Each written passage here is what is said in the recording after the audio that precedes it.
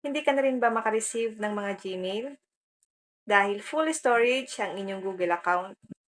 Paano po ba yan naalisin? Paano po ba tatanggalin ang pagkakaroon ng full storage ng ating mga Gmail account?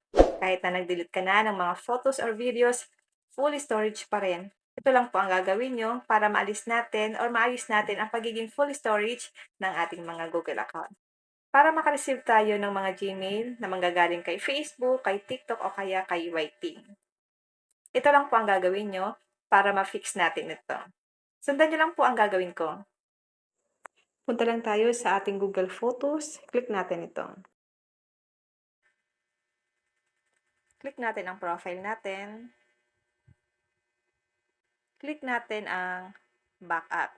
Kasi once na naka-backup itong Google Photos, lahat ng mga pictures, lahat ng mga videos na ginagawa mo, automatic po siya na masisave dito sa Google Photos. Kaya laging full storage ang ating cellphone or ang ating Gmail. Kaya kailangan po dito, i-turn off mo ito. Click mo lang po ang settings icon para hindi siya mag-backup.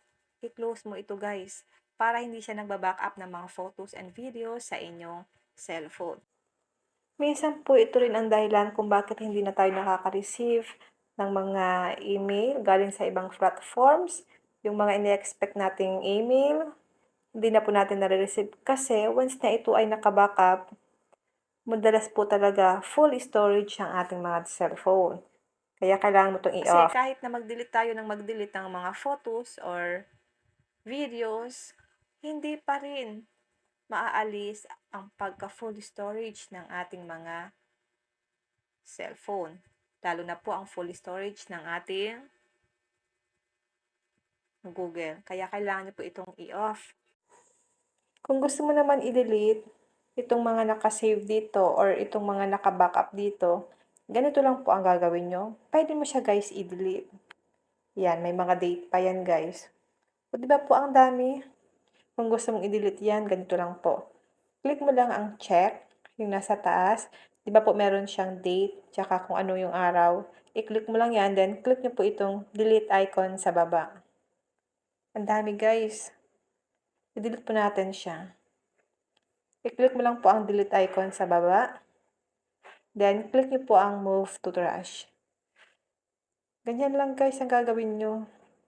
Click nyo po ang move to trash. Ayan po, nawala na po yung naka-backup sa ating device.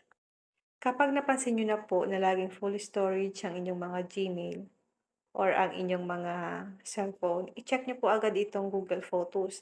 Kasi kapag naka-backup talaga to, madaling mapuno ang storage ng inyong mga cellphone. Kaya hindi na kayo makareceive ng mga Gmail. I-delete nyo po agad yung ibang mga video na uploaded na. O kaya, i-turn off nyo po itong backup. Sana po may natutunan kayo sa aking video. Kung hindi ka pa naka-follow sa aking Facebook page, pa-follow po ako guys, pa-support ako, Positive Mind. At kung hindi ka pa nakasubscribe sa aking YouTube channel, pa-subscribe po ako, Arke Willow, para lagi kang updated sa lahat ng tips at video tutorial na ina-upload ko. Mag-comment ka lang sa comment section kung may mga tanong kayo. Gagawan ko po ng tutorial sa abot ng aking makakaya. And now, thank you for watching. God bless you all.